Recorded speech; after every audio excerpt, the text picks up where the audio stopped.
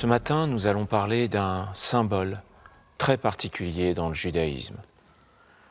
Les téphilines. Ce sont des boîtiers et des lanières en cuir que chaque juif porte sur son front et sur son bras, pratiquement tous les matins de la semaine. C'est pour vous dire à quel point ce symbole est important dans le judaïsme. Pour ce, j'ai le plaisir et l'honneur de recevoir le rabbin Didier Casabi. Bonjour Didier. Bonjour Steve. Les téphilines sont cités dans cette fameuse prière qu'on appelle le Shema Israël. Il est dit d'attacher ces choses en signe sur ta main et qu'elles soient en fronton entre tes yeux. Est-ce que c'est la seule mention des téphilines dans le texte? Alors en réalité, il y a d'autres textes dans la Torah qui nous stipulent l'obligation de porter les téphilines. Et c'est d'ailleurs ce qui en fait une mitzvah, un commandement si particulier. Nous avons l'habitude de dire que le texte de la Torah est particulièrement concis. Il ne se répète pas inutilement. Pourtant, à propos du commandement des téphilines, eh bien, le même commandement est répété à 4 reprises dans la Torah.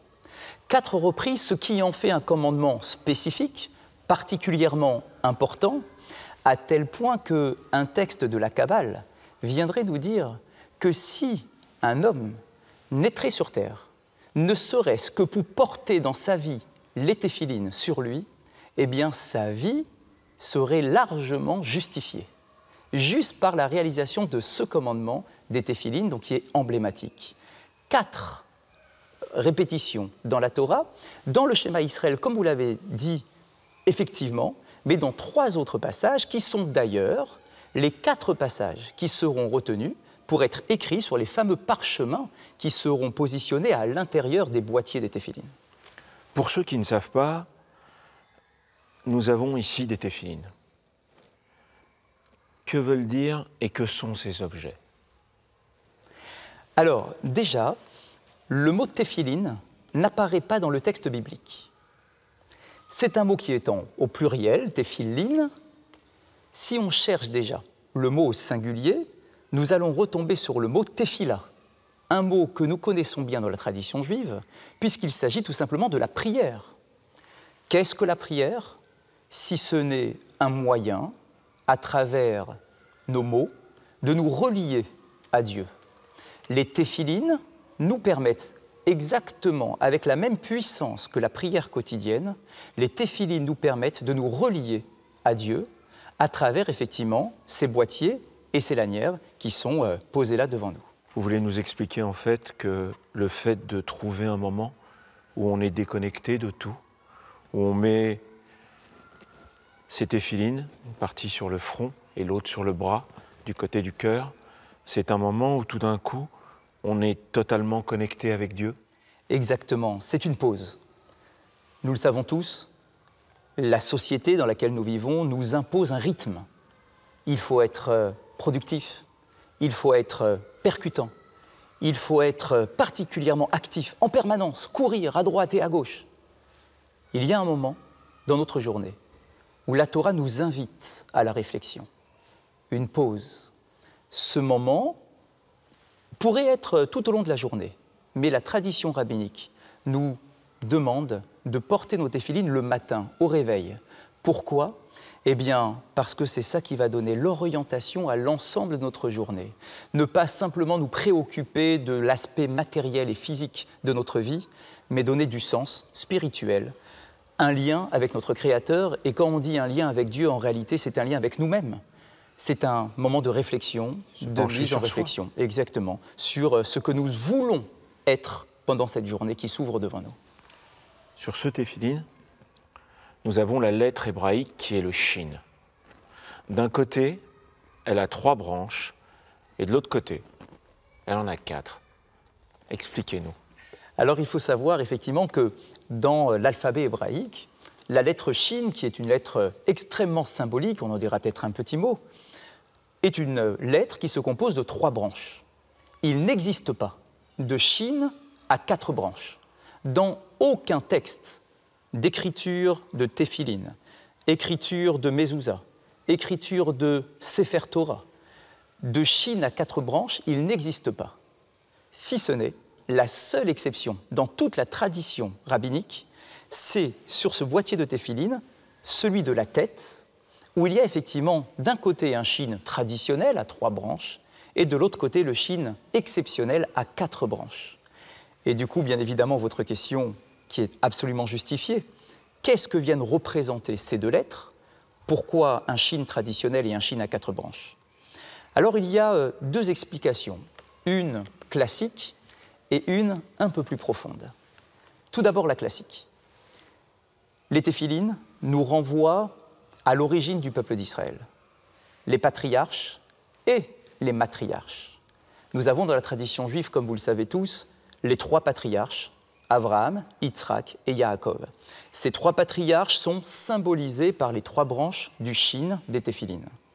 D'un autre côté, nous avons les matriarches, les mères du peuple d'Israël, celles qui sont à l'origine de ce que nous sommes au plus profond de nous-mêmes, celles qui en permanence sont priées pour le devenir du peuple d'Israël. Elles sont au nombre de 4, Sarah, Rivka, Rachel et Léa. Eh bien, ces 4 femmes qui portent le peuple d'Israël sont symbolisées à travers les 4 branches du chine exceptionnel des téphilines. C'est-à-dire que lorsque le matin nous portons nos téphilines, eh bien, tout simplement, on se connecte à Dieu, on se connecte à soi-même et on se connecte à nos origines, aux patriarches ainsi qu'aux matriarches. Est-ce pour vous une façon, pour l'être humain, de pouvoir relier sa pensée à ses actes? C'est exactement ça, et c'est en réalité le défi de l'histoire du peuple d'Israël. Dans le judaïsme, à travers cette mitzvah, ce commandement des téphilines, il y a une connexion avec les idéaux à travers les téphilines de la tête, il y a une transmission dans les actes, dans le monde de la matière, à travers ces fameuses lanières qui sont là et qui sortent symboliquement de notre tête, de notre esprit, et qui vont orienter vers notre bras pour que l'on soit en mesure de réaliser ce que nous pensons. Rappelez-vous la critique qui était faite aux grands philosophes de l'époque grecque, les premiers philosophes, où malheureusement des fois leur comportement n'était pas si raffiné que l'esprit qu'ils pouvaient véhiculer à travers leurs pensées philosophiques. Et lorsqu'on leur posait la question, mais comment est-ce que vous pouvez avoir une action si vile avec une pensée si raffinée? Et cette réponse emblématique de répondre, non mais on peut avoir une déconnexion entre notre esprit et notre action. Le judaïsme n'a pas du tout cette vision. Nous devons être en adéquation entre nos actions et notre réflexion. Et le boîtier du bras est positionné, comme vous le savez, sur le bras gauche, au niveau du cœur, parce qu'il y a effectivement la sensibilité du cœur qui est mise en action, parce qu'on ne veut pas d'un judaïsme qui soit mécanique, qui soit sec. On veut un judaïsme qui vit, qui vibre avec son quotidien en permanence. Et donc il y a l'esprit, le cœur, l'action.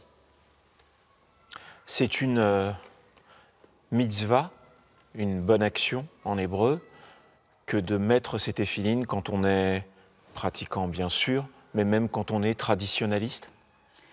Oui, c'est une mitzvah qui commence avec la bar mitzvah et qui, théoriquement, nous accompagne tout au long de notre vie. Et c'est vrai que souvent, la paire de téphilines qui est offerte au moment de la bar mitzvah est la paire de téphilines qui va nous accompagner, c'est-à-dire qu'il y a une sorte d'influence entre ce que je suis, ma construction personnelle en tant que jeune homme, adolescent au début, à l'âge de la bar mitzvah, ensuite homme actif, homme qui avance en vie et en expérience. Donc il y a une influence de ce que je suis et du texte que je porte en permanence. Une connexion, là aussi, entre moi et ma paire de téphilines. Là où je vais, j'emporte ma paire de téphilines. En voyage, en déplacement, il y a toujours un sac avec ma paire de téphilines.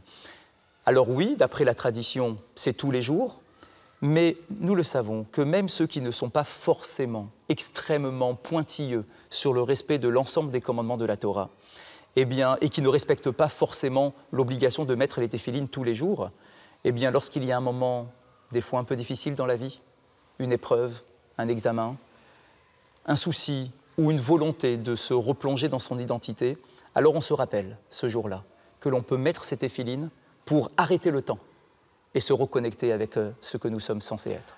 Nous avons 2 téphilines, une pour la tête, une pour le bras. Laquelle mettons en premier et pourquoi? Théoriquement, si nous analysions les choses convenablement, nous devrions commencer par les téphilines de la tête. Tout le monde est d'accord pour affirmer que les téphilines de la tête sont plus importantes que les téphilines du bras. Pourquoi? Eh bien parce qu'à l'intérieur des téphilines de la tête, il y a 4 parchemins différents. Dans celui du bras, il n'y a qu'un seul parchemin. Donc, les 4 parchemins amènent plus de spiritualité qu'un seul parchemin. Donc, nous devrions donner la priorité aux téphilines de la tête avec ces 4 parchemins face aux téphilines du bras qui ne possèdent qu'un seul parchemin. Pourtant, nous mettons d'abord les téphilines du bras avant ceux de la tête. Pourquoi? Alors là encore, 2 explications. La première, littérale, dans le texte de la Torah, où il est écrit « Tu attacheras ce signe sur ton bras, et ce sera un souvenir entre tes yeux. » Donc, le verset nous met clairement l'ordre que nous devons respecter, d'abord le bras, ensuite celui de la tête. Ça, c'est d'un point de vue purement technique, d'analyse du texte biblique. Mais il y a une raison beaucoup plus profonde. Comme nous l'avons rappelé tout à l'heure, les téphilines du bras représentent l'action. Les téphilines de la tête, la pensée. Souvent, là encore dans le monde philosophique, nous avons l'impression que c'est l'esprit qui doit avoir une influence sur la pensée, et sur l'action, pardon. Dans le judaïsme, nous ne sommes pas d'accord avec ce principe. Nous considérons que l'action doit modeler l'esprit. Et donc, ce qui prime, c'est l'action.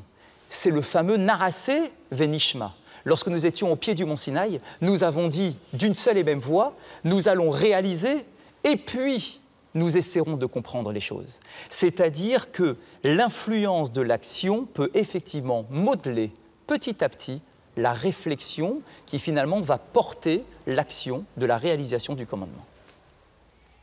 Merci Didier Casaby. Merci pour toutes ces explications, pour ce symbole si fort qui donne à chaque juif, tous les jours de la semaine, à part le Shabbat, un moment pour se retrouver face à lui-même, pour être cohérent entre ses pensées et ses actions, pour avoir sur la tête sa dignité d'homme et sur son bras ses lanières qui, à travers les 7 tours, lui donnent le sentiment d'être connecté totalement à son cœur et de faire les choses avec sa tête et son cœur le plus honnêtement et le plus dignement possible. Voilà, j'espère que ces symboles et ces explications vous ont donné envie de mieux comprendre pourquoi chaque juif dans la religion met ses téphilines tous les matins à part le Shabbat. Merci à tous de nous avoir suivis. Nous vous souhaitons une belle semaine, un beau dimanche et à très bientôt pour découvrir ensemble de nouveaux horizons.